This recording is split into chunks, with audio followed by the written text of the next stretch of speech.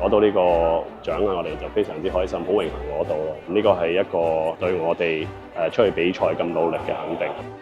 港協暨奧委會喺今年嘅週年晚宴頒發體育精神獎俾中國香港男子冰球隊，表揚佢哋喺哈爾濱2025亞洲冬季運動會入面展現嘅團隊精神同埋道德情操。呢個獎係對冰球係真係非常形象非常之幫助啦。咁就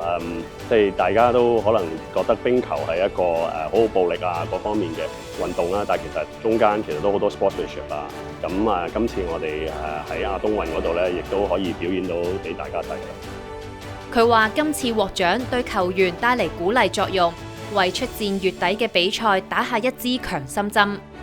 嚟緊我哋就有World Championship 就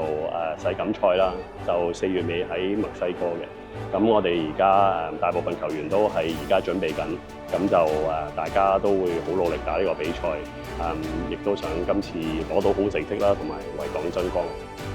運動員追求卓越、自強不息嘅體育精神，往往超越咗比賽嘅勝負，亦都係奧林匹克價值嘅最佳體現。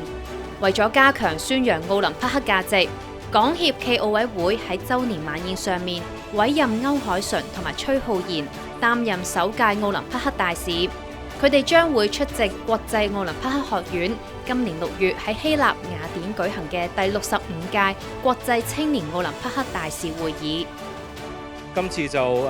辛苦你哋啦，兩位代表，亦都係代表我哋中國香港嚇，去同世界唔同嘅地方國家地域嘅朋友咧去交流，去交朋友。呢個亦都係正正我哋香港嘅使命，內聯外通，係交多啲朋友。因為我哋未來嘅奧林匹克學院呢，亦都會舉辦更多嘅唔同課程啦。其實都係配合政府啦，配合我哋成個體育界，希望可以培養更多專業嘅人才、國際化嘅人才呢，係貢獻我哋香港體育界嘅。兩位大使亦都深感榮幸，能夠肩負宣揚奧林匹克主義嘅呢一個重任。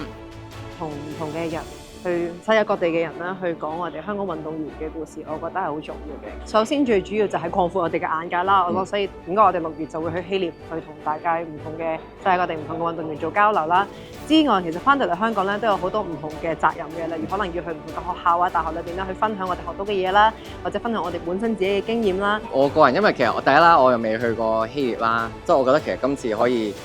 深入去到呢個奧運嘅起源地啦，咁希望可以再更加去享受到奧運嘅氣氛咯。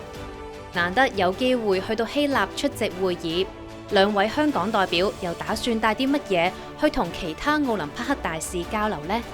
可能帶嘢食係最好，因為其實你話帶啲 pin 啊嗰啲，其實平時喺運動會都已經成日會交換。咁趁住呢個機會可以特別啲，可能真係帶啲香港